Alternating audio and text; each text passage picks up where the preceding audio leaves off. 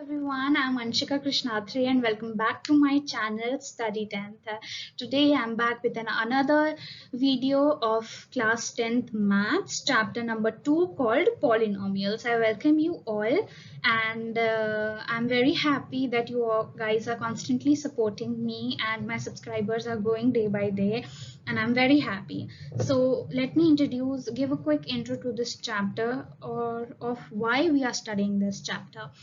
It is because ये हमारे board exam में आएगा and secondly let me tell you इस चैप्टर में से ज्यादा कुछ नहीं आता है. It's one of the chapters that are low markers और इनमें से हायर मार्कर क्वेश्चंस नहीं बनते हैं. फ्रॉम 1 और 2 मार्क्स इसमें बनेंगे. So today what will be discussing वो सिर्फ 1 मार्कर में आता है और we will be doing graphical representation. उसमें तो 1 मार्कर क्वेश्चंस आते ही आते हैं. That's what I have noticed in my grade 10th. Okay, so let's moving on. We'll quickly finish this and I'm telling you this is going to be really easy and you'll really like. Okay, तो हम basic करते हैं that what is algebraic expressions. Polynomials are a part of algebraic expressions. तो पहले हमें ये समझना होगा कि वो क्या होते हैं. हम स्टेप बाय स्टेप समझेंगे, एग्जाम्पल से समझेंगे so that आप ज़्यादा रिलेट कर पाएंगे. An algebraic expression is an expression made up of variables and constants along with mathematical operations. अब variables are any alphabetical letters. Okay, A, B, C, D कोई भी alphabetical होते हैं वो आप variables ले सकते हो जिनकी कोई भी value हो सकती है. And constants are numeric value 1, 2, 3 to infinity, even minus are called constants जो कि numeric value होते हैं. And along with mathematical operators plus, minus, multiplication, division. Algebraic expression is a sum of terms. बहुत सारे terms को मिला के algebraic expression बनता है and that is called the building blocks for expressions. अब एक term क्या होता है, क्योंकि बहुत सारे term को मिला के algebraic expression बनता है तो हमें एक term को समझना होगा ताकि हम algebraic expression को समझ सकें. टर्म्स सिंपल वर्ड्स में बोलूं तो it's a product of a variable and a constant. अब जैसे एग्जांपल 2x जिसमें 2 कांस्टेंट है और x वेरिएबल है तो ये एक टर्म हो गया. Only product. Okay, remember that term is the product of it can be single constant also. एक सिंगल कांस्टेंट जैसे 6 कह दिया और वो एक algebraic expression में होता है तो वो एक टर्म हो जाएगा. Similarly 4xy and 5x² are terms. अब इन सबको मिला देंगे यूजिंग मैथमेटिकल ऑपरेशंस. लाइक अब हमने मिला दिया 3x² plus 4xy plus 5x plus 6 तो ये एक algebraic expression बन गया in which various terms are joined by using mathematical operations. इसमें कौन सा mathematical operation है? एडिशन है. सिमिलरली अगर माइनस होता तो भी वो ही होता क्या कहते हैं algebraic expression. और जिसमें से ये 4 terms, ये 4 चीजें दिख रही हैं जो कि प्लस साइन से सेपरेटेड हैं, these are the terms. तो अब क्या कहेंगे? this algebraic expression has 4 terms. और मैं बताऊं algebraic expression can have any number of terms from 1 term to infinite term and the coefficient जैसे 3 है, 4 है, 5 है, 6 है, ये coefficients होते हैं या फिर constant भी कहते हैं इनको. तो ये coefficients होते हैं, ये भी कोई भी हो सकते हैं. There can be any number of variables. कोई भी variables होते हैं, आप पूरा ABCD डाल दोगे तो वो भी एक variable हो जाएगा.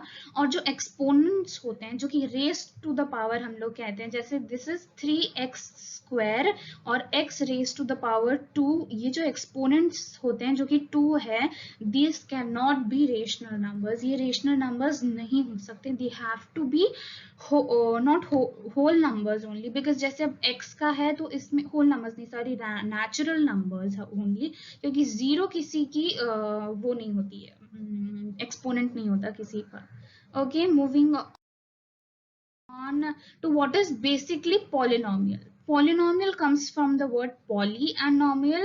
तो हम इन दोनों को मिलाएंगे तो many terms, बहुत सारे terms को मिला के एक polynomial बनता है. और जो उसमें terms होते polynomial में, they can be added, subtracted or multiplied.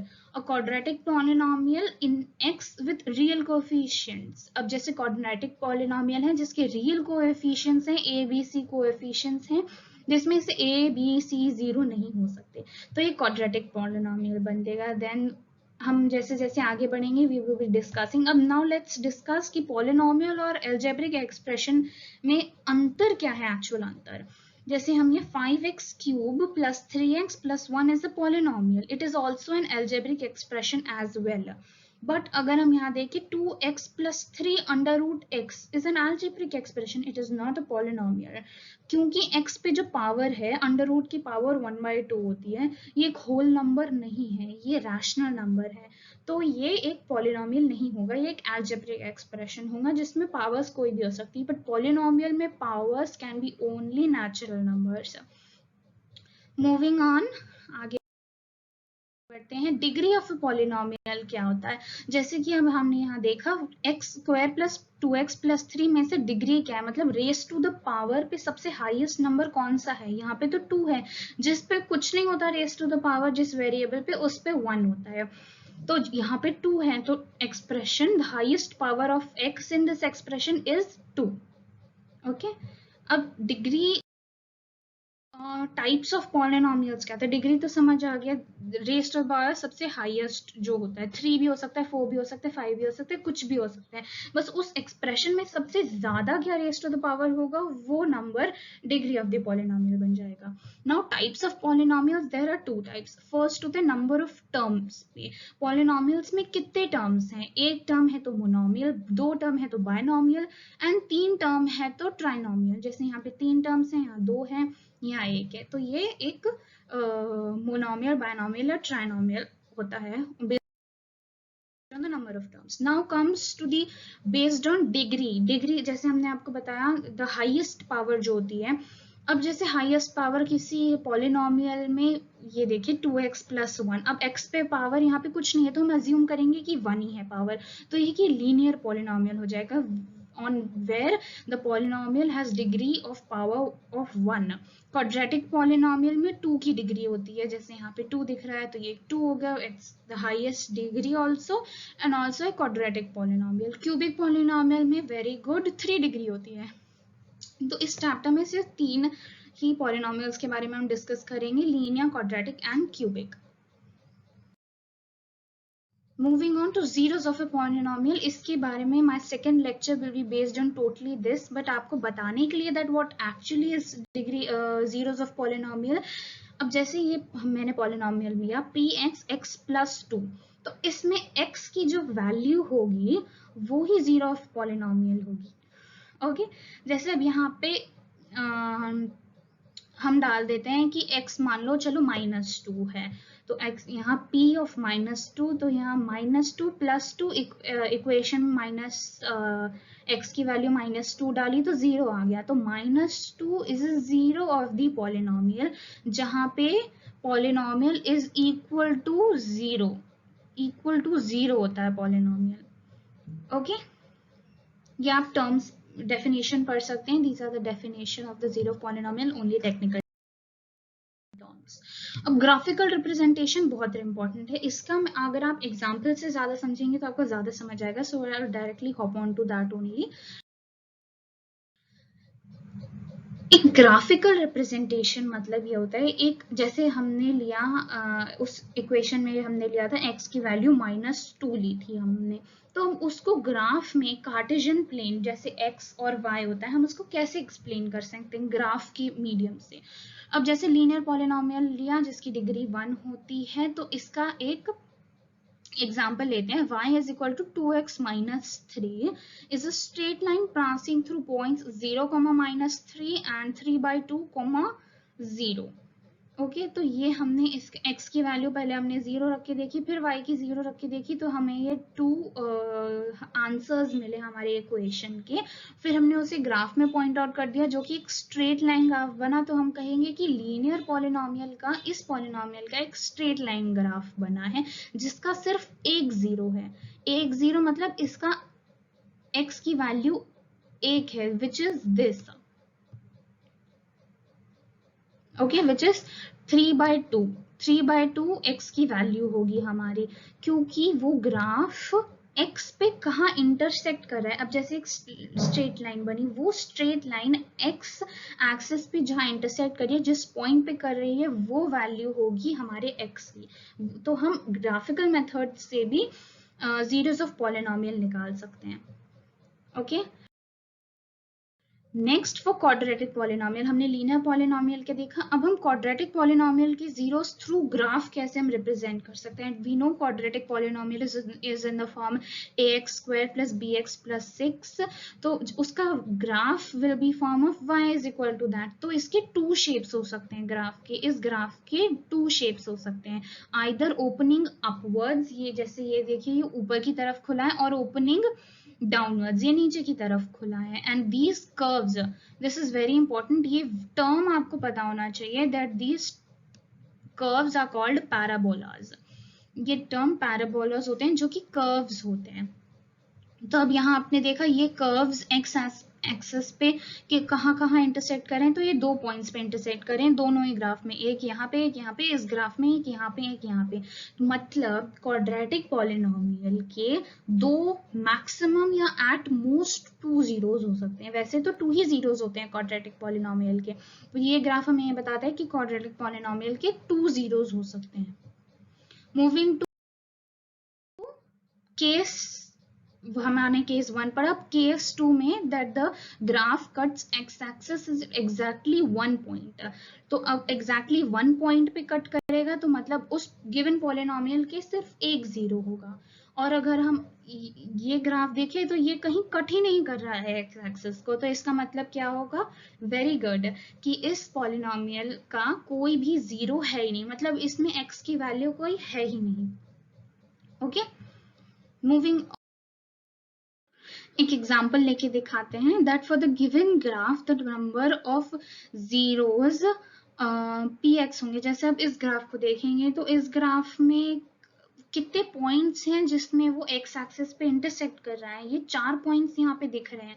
Let's just count, ये 1 है, ये 2 दिख रहा है हमें,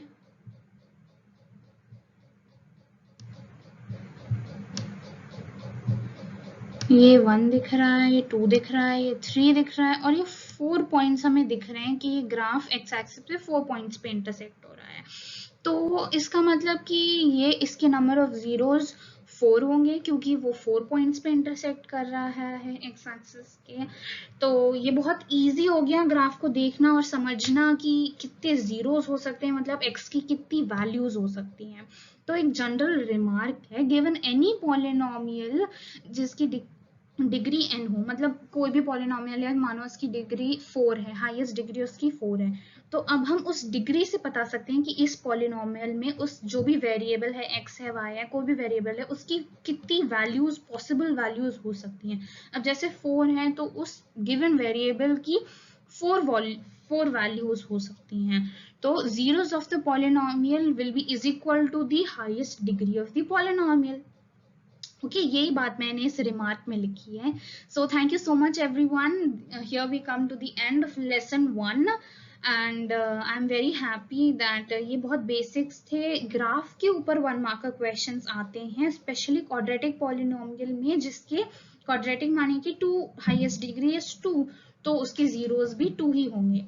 तो दिस इज ये एक एमसीक्यू होता है जो कि मैंने गलत किया था अपने फर्स्ट एग्जाम में, तो मैं आपको बता रही हूँ कि मेरा रॉन्ग हो गया था, कि मैं कंफ्यूज हो गई थी। बेसिकली कंफ्यूज हो जाते हैं, but if you remember the facts, इसमें फैक्ट्स याद रखना थोड़ा इंपॉर्टेंट है, कि ये है तो इज इक्वल टू ये है। You can make short notes, जैसे मैंने आपको बताया number of highest polynomial, highest degree of the polynomial is equal to the number of zeros of the polynomial. तो ये एक बहुत ही सिंपल सी इक्वेशन हो गई, या जो भी हो गया आप अपने नोट्स में लिख लीजिए, तो आपको ये कभी भूलेंगे नहीं आप। Okay, so here we come to the end. Thank you for watching my videos. If you want more videos, explanation videos of class 10th maths, physics and chemistry, do like, share and subscribe to my channel. And thank you so much. Keep studying. These are hard times, but learning never stops. And अगर आपको अंदर से feel होता है that आप कर सकते हैं, then literally tell you from my experience, आप ऐसा कुछ भी नहीं है जो आप YouTube से नहीं पढ़ सकते।